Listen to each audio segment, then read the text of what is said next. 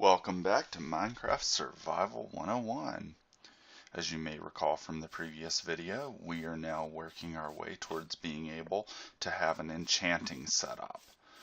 We began by making sure that we're getting some cattle bred, which will, cattle bred, that is, B-R-E-D.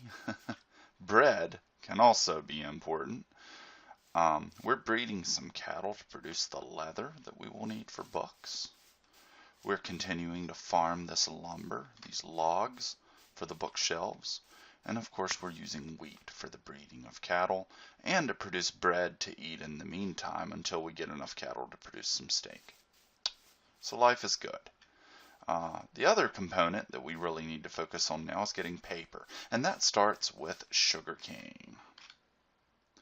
We have farmed up some sugarcane, also known as bamboo, already. And today I'm going to walk you through how to set up a simple bamboo farm. Probably the easiest way to do it would just be to grow it over there by the water. Bamboo not only needs water to grow, as crops do, like wheat, it absolutely requires water to be on the adjacent block. So you have to grow it right by the water. If you're just starting out and you're desperate, you can grow it down there by the water where there's pre-existing water, but we're not desperate at this point. We have a base setup happening. Things are coming along. Let's grow this in the safety of our base. It might take a little longer at first to set this up, but in the long run it'll be more efficient. It'll be better. I think part of the fun of Minecraft is having your own base set up. I can use either dirt or sand. I'm going to use sand. I have been told, and I have read, and I believe I read in Minecraft Wiki some time ago, that bamboo grows a little bit better than sand. A little bit faster. Personally, I haven't sat there and timed it. I don't see a big difference, but I still stick with the good practice, and I grow my bamboo farms with sand. But feel free to do what you want.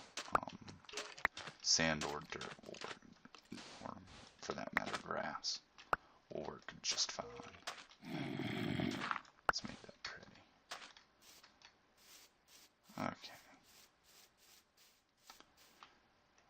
Collect some saplings along the way. First thing I have to do is gather some water. So I have an easy source of water right here. I'm going to show you something. In case you don't have a source of water already in your base. Sort of a cool thing about water in Minecraft while we're on the topic. Let's see if there's... Okay, this is a fine spot for it. So I'm going to dig out like a 4x4, a 2x2 square, 4 blocks total. Anywhere is fine. The dirt's fine. And I'm going to go to one corner, and I'm going to place a block of water. A source block, as it's called. I'm going to go to the other corner. I'm going to place another one in the opposite corner. Now it'll fill in and be all source block. What's great about this is no matter where I grab from this source of water, it refills and sustains itself. So now I have an eternal fountain of water. Right? Now, fortunately for us, we already had one over there. But in case you didn't have one in your base and you just had water nearby outside of the base, you could easily make a source nearby. This will be useful too, because eventually you might want to put one of these in your base, or maybe near your, when you get a potion or brewing setup, it's good to have water nearby. So we've got our water. We only have one bucket because that's all we have in iron to make it. We'll make another bucket later. We'll just do it the slow way, because that's how the beginning of Minecraft works. Again, remember, this is not the be-all and end-all of where we're going to be. with our Minecraft world. We are just starting out. We're just maybe a little more than an hour into the game. Now notice that I have a solid block here, solid block here. We have some solid source blocks. So now I can begin drawing off that middle block. This becomes an eternal source of water as well. So it's planted or on down. The water flow would work fine, but I like, it's just one of my pet peeves. I don't want to have flowing water there. I want to have a good, solid, stable water source so it doesn't make that flowing noise all the time. That's just me. Feel free to do what you want. Okay, so this is looking a lot like the wheat farm that we built before. The difference is that I have to plant the sugar cane right next to the water. Even a diagonal, see I'm clicking that, even diagonal to the water will not work. But if I right click right beside it, it takes. See that? So I'm growing some sugar cane, I'm growing some bamboo. I'm just going to plant it one high. Each of these will become 3. What we'll do is we'll farm off and also put one on the end. This is just simple stuff. There are more elaborate, efficient setups for doing this. You can even use an observer type of redstone creation that was recently added to the game to make a self-harvesting bamboo farm. I can actually show you how to do that later. But for now, we're just starting. We're not worried about that. What we're going to do, I'll show you what one of these will look like once it's fully grown. It'll get 3 high. Fun fact, sometimes in the naturally occurring bamboo just out there in the world, it's somewhat rare, but sometimes you can find bamboo formations that are actually 4 tall, but usually they're only 3. As far as this goes, this will only reach a maximum height of 3 unless I manually add a piece to it, which is not what we're wanting to do. We're wanting to generate more. So let's pretend for a moment that what we're looking at here is actually like our grown bamboo. We've waited a while. It looks this tall. Now what I'm going to do is I'm going to run through. I'm not going to break the bottom layer. I want to leave that as a base to keep growing more. Right? Even though, yeah, that would give us the maximum yield. Once we take it, it's not going to grow again, right? So what I want to do is just take here. Right? Then I'm going to go away for 30 minutes or so, do whatever I do in the world, do other things, get some leather, breed some cattle, grow some wheat, do some mining, whatever. But when I come back in about 30 minutes, these will all be 3 high again. What am I going to do? I'm going to go through and I'm going to harvest them. I'm going to have, let me see, we can see how much we would have. 1, 2, 3, 4, 5, 6, 7, 8, 9. Okay, let's say 10. Okay, so that's 10. So there'll be 2 times 10, simple multiplication. We'll farm off 20 more of these each time. Good news is we actually have 5 more. 1, 2, 3, 4, 5. So actually, 15 times 2, 30. So each one so far will produce 30. What will we do when we get more? Well, I will complete this for one thing so that we can maximize the growth right here.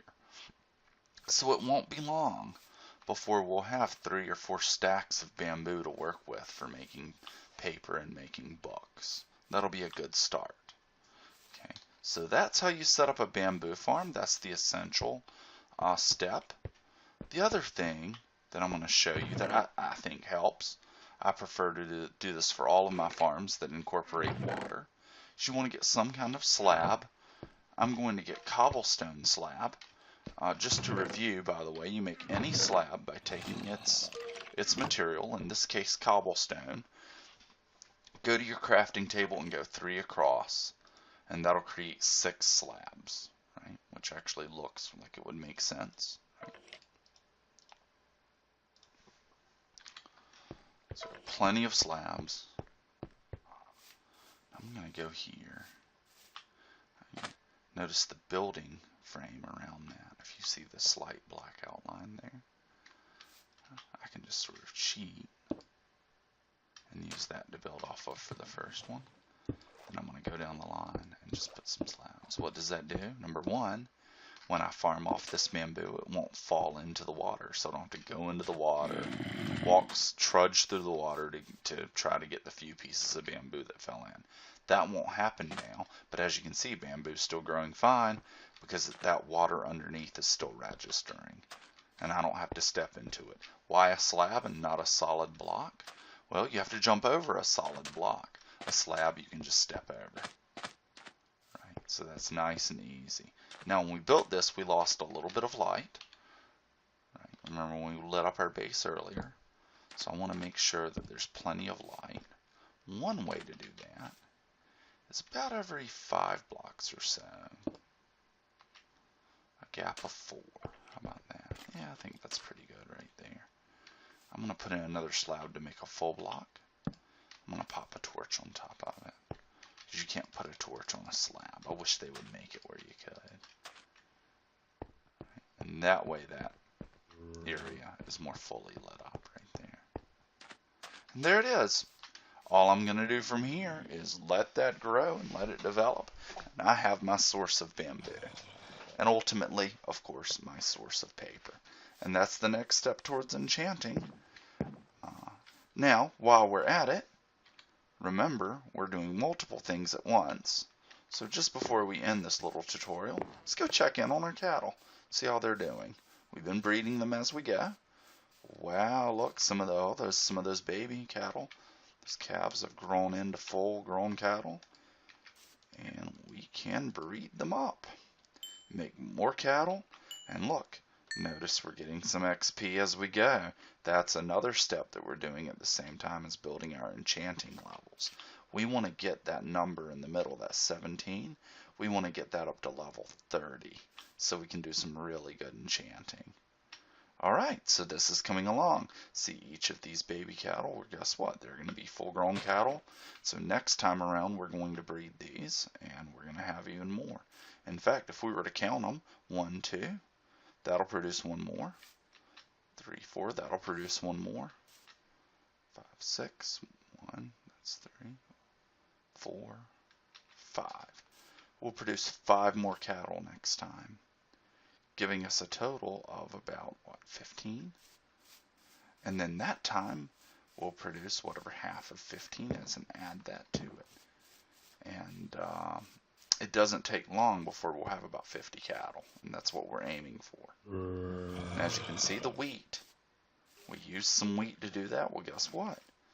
Wheat is continuing to grow, right? Everything is continuing to grow. And again, remember the other thing I'm wanting to do is we harvested some trees.